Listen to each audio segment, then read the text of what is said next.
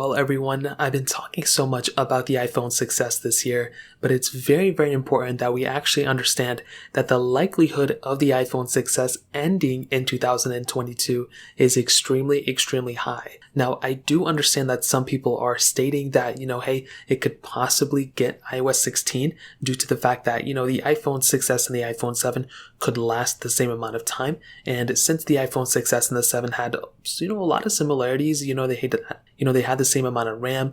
There wasn't really a crazy speed difference between them, and they both kind of look the same. They could potentially last the same amount of time. Now, I also don't think the iPhone success. Now, I could see where that point is coming from, but I really don't think that the iPhone success is going to be getting iOS 16.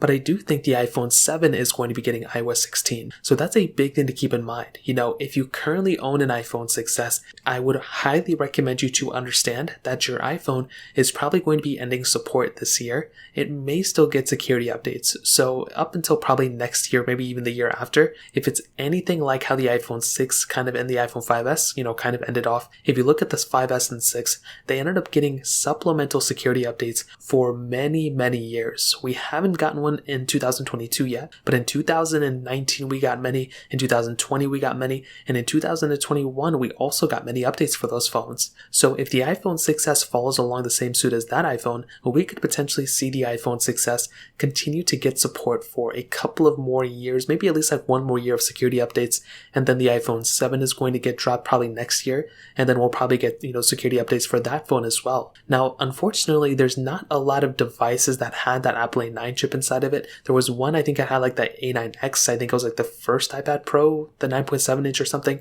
and there was the A8X chips that, the iPad Mini 4, the iPad Air 2 also had, but those devices are also going to be gone. But I think a lot more people own the iPhone 6S, or at least they're interested in it. So with that being said, I would highly recommend you to, at least for the next couple of months, try to figure out which iPhone you want to go and upgrade to. If you still want to stay on the iPhone 6S, 6S Plus, or iPhone SE, I think it's okay for the most part. It's not a crazy big deal right now, but I would highly recommend you to at least go to the iPhone 7 series. That way you can get that iOS 16 update. That way you can stay secured, but Apple is still going to be supporting iOS 15 most probably. So it's not really you're going to be missing out on too much. So that's one thing that I've seen too. So ultimately, the iPhone 6S is probably going to be ending soon. And if you currently own this phone, you may want to go ahead and actually update to the next version of iPhones. Or my, first opinion is the iPhone 10. Beautiful phone, has a lot of capability, and it's much cheaper now than an iPhone 13. So that pretty much covers it. If you guys have any other questions or anything, let me know in the comment section below. Hit the like button, that'll mean so much, but definitely hit that subscribe button. More importantly than everything else, I love every single one of you guys. Hopefully I'll catch you guys in the next video.